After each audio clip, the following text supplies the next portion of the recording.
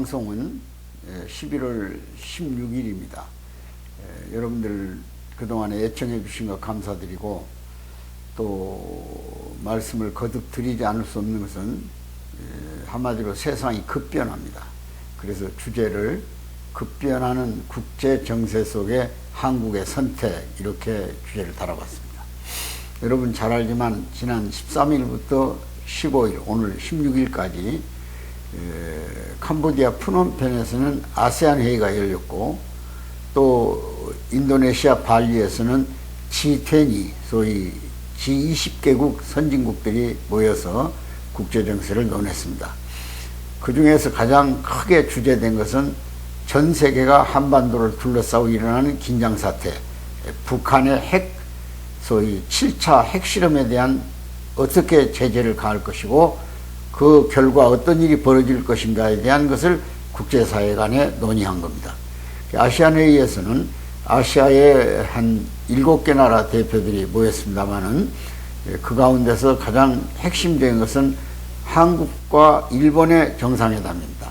그리고 미국과의 정상회담이죠. 그러니까 한미 정상, 한일 정상, 그리고 3국이 같이 회의하는 3국 정상, 한미일 정상회담, 이 세 가지가 연속 아시안 회의를 중심 삼고, 거기 정상들이 만난 김에 연이어서 3번의 정상회담이 있었던 겁니다. 그 정상회담의 주제는 말할 것도 없이 한미 간에 지금 어지러워져 있는 소위 한반도 사태죠. 지난 여러분이 알다시피 10월 한 달 동안 한미 연합훈련이 지상에서, 해상에서, 그리고 공중에서 이렇게 연이어 훈련 연습이 있었습니다. 이름하여 프리덤 훈련들이죠. 그런데 북한에서는 그 훈련을 격앙되게 비판하면서 연속 그들의 군사적 시위, 소위 단거리 탄도미사일, 그리고 소위 중거리를 넘어선 ICBM형 화성 15형 또는 그들 말에 의하면 17형 이 ICBM형을 발사해서 일본 열도를 넘어서 괌 전역에 소위 바다에 떨어지는 그런 북한 측 위협도 있었습니다. 또 우리 정전협정 이래로 한반도가 북한과의 대치 상태에 있으면서 한 번도 공식적으로 정말 미사일 도발이 없었던 북한이 우리 속초 앞바다 53km 지점에 탄도미사일을 떨어뜨렸습니다. 그래서 울릉도에서는 비상훈련이, 실제 훈련이 이루어지기도 있었습니다. 그리고 또 이제 10월 말 좀 지나서는 10월 27일인가 그럴 겁니다. 그때는 그들의 발표에 의하면 순항미사일 두 발을, 중거리형이죠. 순항미사일, 탄도미사일이나 순항미사일입니다. 고도로 올라갔다가 떨어지는, 그래서 요격이 대단히 어렵다는 그 미사일 2발을 소위 우리 울산 앞바다를 향해서 쐈다, 이렇게 그들의 공식 발표가 있었고, 우리 정부는 아직 확인을 안 한 것으로 알고 있습니다. 어쨌든 연이어서 하루에 35발의 발사된 미사일 또는 그들이 말하는 방사포 또는 장사정포, 이런 포들이 계속 우리 한국을 위협했습니다. 물론 한미 간의 군사적 훈련도 대단히 실용적으로 방어 훈련이지만은, 심지어 공중에서는 240여 대 전투기, 폭격기 또는 전폭기가 공중에 떠서 북한을 위협하기도 했습니다. 또 그동안에 미국 국방부에서는 우리의 최종 목표는 소위 존엄 참수 전략이 들어있다. 바꿔 말하면 북한 핵을 발사하면 반드시 북한의 권력을 완전히 송두리째 뽑아버리겠다. 그 중에 그들이 말하는 존엄, 김정은이가 들어가는 겁니다. 이렇게 위협적 군사작전 개념을 발표했어요. 그럼 바꿔 말하면 그만큼 이 북쪽이 핵에 대한 위협을 계속 가할 때는 정권 종말을 아주 각오하라, 그런 뜻이겠죠. 그런 논의가 실질적으로 이번에 프놈펜에서 한미 간에도, 한일 간에도, 한미일 간에도 논의가 된 겁니다. 왜 우리가 이 시대에 한국, 일본, 미국의 관계를 중요시하느냐? 뭐 잘 아시다시피 우리는 독자적으로 국방력을 아직 북한의 그 무모한 도발, 배후에 있는 러시아, 중국의 어떤 군사적 지원이 있었을 때 한국의 안보를 독자적으로 감당하기는 어렵습니다. 우리는 그것을 북쪽의 소위 군사동맹에 준하는 북방 삼각관계라고 합니다. 그럼 남북 삼각관계도 그동안에 견고하게 유지됐지만 지난 정부를 통해서 한일 간에는 굉장히 냉각기류가 흘렀고 여러 가지 감정적 사안, 역사적 사안 때문에 불편했습니다. 그런데 이제 이 불편한 관계가 지속돼서는 안 되겠다 그러니까. 왜냐하면 첫째는 정보 공유가 안 됩니다. 전쟁에서 가장 중요한 건 정보입니다. 정보는 우리 한국보다는 일본이 공중에 대한 정보를 많이 가지고 있고 미국이 말할 것도 없습니다. 근데 우리는 휴민트, 사람에 대한 정보는 많이 가지고 있죠. 왜냐하면 탈북자들에서 많은 정보를 우리가 습득할 수 있으니까. 그러나 일본이 그 방어 능력에 대한 공중 정보는 일본은 위성을 7개를 띄워놨지 않습니까? 우리는 지금 무공화운이 해서 한두 개 가지고 있지만 미국은 뭐 한 180개를 공중에 날려놨으니까 더 많은 정보를 가지고 있는 거죠. 정보가 정확하지 않으면 오판할 수도 있고 또 북한은 핵을 유도할 수도 있어, 잘못하면. 우리가 킬체인, 선제 타격이라는 것은 북의 핵, 소위 핵 위협 가능성이 있을 때 그 가능성에 대한 사전 타격을 우리가 선제 타격이라고 하는 겁니다. 그러니까 실제로 먼저 때리는 건 아니지만 그들이 발사의 조짐이 정확하게 나타날 때 그걸 구분한다는 것이 얼마나 어려운 일이겠습니까? 뭘 하기 위해서 미사일 머리를 쳐들었냐, 핵에 탑재가 되냐 안 되냐, 그런 정보를 어떻게 알아내겠어요? 쉽지 않겠죠. 그러니까 우리 정보가 지소미아를 통해서 삼국이 공유도 하지만은 일본 정보가 더 확실하다 그러니까. 그런 문제. 또 그 다음에 6.25 전쟁 때도 받고 월남전에서 받지만은 일본이 병창기죠. 일본을 통해서 모든 미국의 전략문자나 또는 한국을 지원하는 참전국들의 전략물자가 일본 지역에서 거점을 갖고 모든 완반의 준비를 해서 완제품을 한국의 울산항이나 부산항으로 싣고 오는 겁니다. 그래야 전선에 투입이 가능해요. 이런 점에서 한일 관계는 지난날의 역사를 더듬거리다가는 미래를 못 가잖아요. 덮을 건 덮어놓고 또 시간을 두고 해결해 가는 거예요. 그러니까 이번에 3가지 정상회담을 통해서 한국 안보 시스템을 점검했고 동시에 강화했고 정상들의 의지를 다졌다 그런 얘기. 이런 점에서 이 아시안 회의는 대단히 큰 의미를 갖고 있습니다.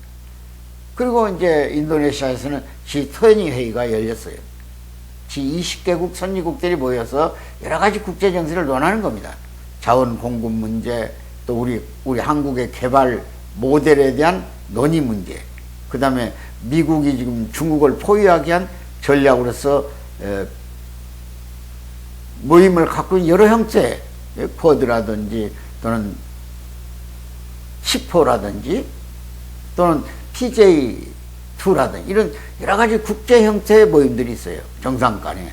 그 모임에서 한국이 차지하는 역할 부분이 또 대단히 높습니다.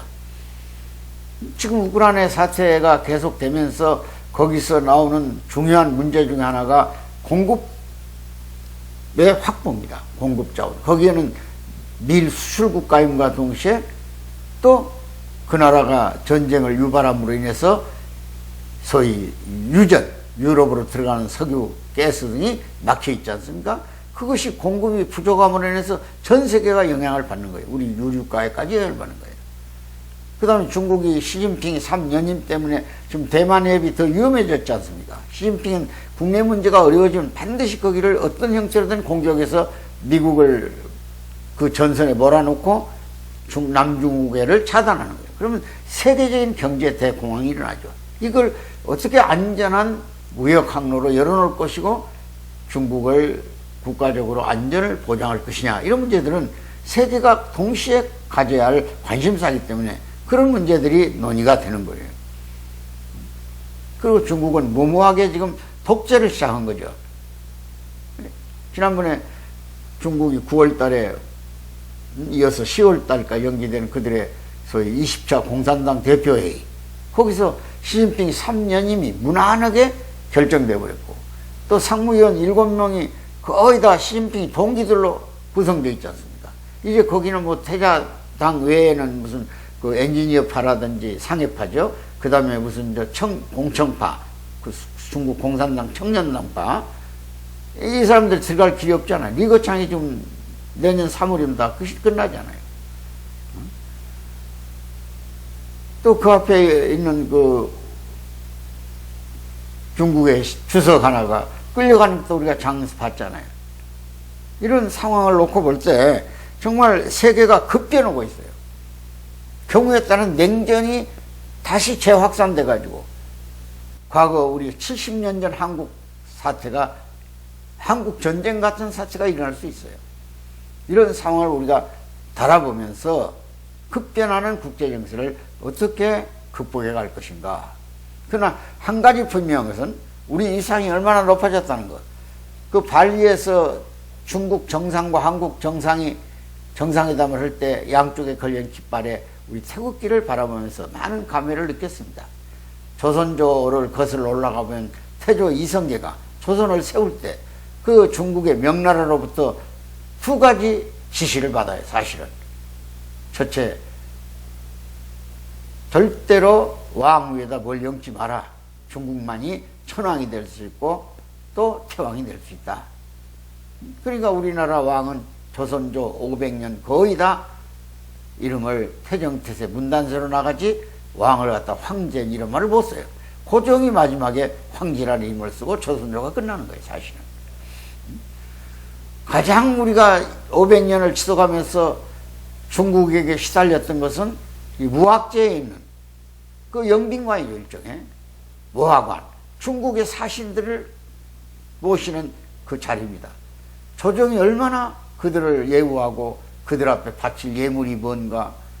왜냐하면 국정을 논할 때 가장 중요한 세자 책봉 같은 걸 중국의 천황한테 가서, 중국의 황제한테 가서 상의를 해서 결제를 받아와야 되잖아요. 그러니까 사실상 정치적 독립국가가 아니었던 거예요. 대등하지 못했다 그런 얘기예요. 그래서 서재필 박사가 분통해서 서대문에다 독립문을 세웠던 겁니다. 중국으로부터 독립이에요. 정치적 독립. 이제 우리가 그래도 세계 10대 경제 강국이 되고 그만큼 G7에 참여할 수 있는 자격도 얻어졌고 G20를 주도할 수 있는 능력 있는 나라잖아요. 그러니까 국제회의 가서 당당하게 태극기와 중국 깃발이 동시에 걸리는 정상회담을 하는 거예요. 거기서 중국은 우리 앞에 물론 자기들 나름대로 국가 이익을 위해서 미국 너무 가까이 가지 말라 이런 식의 냄새를 풍겼죠. 우리는 중국에게 북핵 억제를 좀 당신이 좀 철저히 관리 좀 해달라 그랬죠. 그랬더니 직접적인 얘기는 안 하고 시진핑이 뭐라고 합니까? 담대한 북한에 대한 구상을 이루어졌으면 좋겠다. 그 북한도 경제적으로 개발되는 길을 남쪽밖에 도와줄 데가 없다. 이런 얘기의 뜻이겠죠. 그만큼 우리가 이제 당당해졌어. 중국이 우리한테 사정해야 돼요. 미국 편에 가까이 너무 가지 마라. 당신들하고 우리하고 어떤 관계냐. 이런 식의 논리를 피고 있어요. 물론 어느 것도 똑 떨어지게 내가 북한을 책임지고 핵을 못 쏘게 하겠다. 실험 못 하겠다. 이런 말은 안 할 겁니다. 국제 용어에서 안 하지만 북한과 중국과의 관계에서 할 수가 없어 지금. 그러니까 더 위험한 거예요. 북한을 규제할 컨트롤 장치가 없다 그런 얘기예요. 브레이크 장치가 없다 그런 얘기예요. 저 젊은 지도자가 날뛰면 무슨 짓이 됩니다. 한두에 후회하겠죠. 저 죽은 뒤에 후회할 수 있어요. 이런 점에서 이 사태가 급변합니다. 제발 우리 정치인들 이태원 참사 빨리 정리하고 책임지고 마무리 지어야 됩니다. 우리가 지난 세월호 사건 때 뭐 인명이 304명 엄청나게 죽었죠. 그때 그 배를 운영하는 회사의 잘못이고 또 그것을 관리 감독 못했던 책임 부서의 잘못이고 또 사람을 참 배를 개조해 가지고 수평수를 덜 채우고 사람을 더 타는 칸을 만들어냈다든지 이런 거 다 잘못이죠. 거기에 대한 해당되는 벌은 받아요. 그런 걸 정치화하지 말라고. 정치화. 같은 시기에 중국 양자강에서도 크루즈선 하나가 전복했어요. 거기도 376명이 죽었어요. 근데 그 사건은 2달 만에 완전히 깨끗하게 해결됩니다. 우리 집 세월호가 2014년 4월 16일 날 일어났어요. 지금도 세월호에 한이 남아있어요. 무슨 특별법이 다 생기고 말이야. 이게 기가 막힌 나라다 그 말이야. 제발 그 이태원 사건을 정치화하지 말라는 거야. 순수한 사건 그 자체를 다루고 다시는 그런 참변이 아니라도 해야지. 그걸 정책으로 몰고 가서 국민을 또 대결시키고 상처를 입히고 어떻게 거기서 죽은 자들의 사망한 자들의 명단을 공개할 수 있습니까 지금? 본인들이 공개한다면 모르지만 나라가 정부가 무한 책임을 져야 됩니다. 그러나 그들은 전선에 가서 싸우다 죽은 군인이 아니에요. 우리 정부가 관리 잘못해서 그런 사건이 벌어진 거예요. 그건 지난 정권이 훈련되지 않는 체제를 유지했다 그런 얘기야. 바꿔 말하면 속된 말로 질서가 전혀 쓰지 않았어요. 책임 부서가 어딘지 10만 명의 인원이 한리원 대회에 모인다고 했으면 거기에서 일어날 수 있는 여러 가지 상황을 사전에 점검해야 돼요. 그러니까 이미 그 사건은 예상된 사건이에요.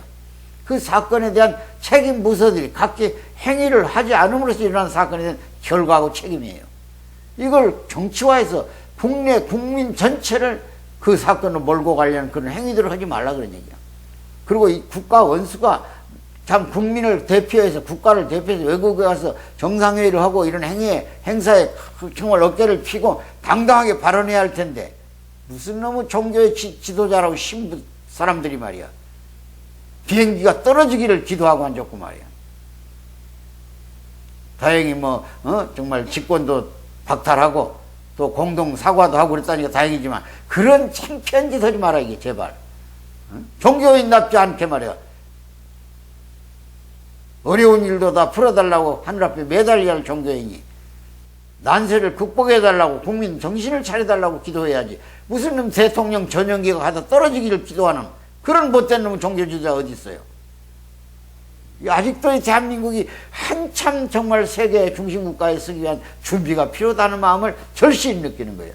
그리고 대통령 부인 되시는 영부인 되시는 김건희 여사 가서 어려운 지역 방문하고 심장병 환자들 보듬어 안았으면 그걸로 얼마나 기쁜 일입니까? 그걸 갖다 패러디하고 말이에요. 과거에 무슨 마릴린 monroe가 어디 저 불쌍한 데 가서 도왔던 걸 상징화하고 이런 짓 좀 하지 마라 그런 얘기야. 정치인답지 않게 말이야. 이런 면에서 정말 우리 한국은 이 난세가 어떤 분은 100년 전에 우리 조선조 제국이 멸망할 때 상황과 비슷한 상황이 연출되고 있다고 그래요. 이거 극복 잘해야 돼요. 잘하면 우리가 중심 무대에 쓸 수 있어요. 세계는 한국을 부러워하고 한국이 중심에 쓸 걸 바라고 있어요. 이런 상황을 제발 연출하지 않기를 기대하고 정신 차리고 급변하는 정세 속에서 언제 터질 수 있는 전쟁에 대한 특히 군인들 다시 훈련해야 돼요. 정신교육 시켜야 돼요. 너무 나태해졌어.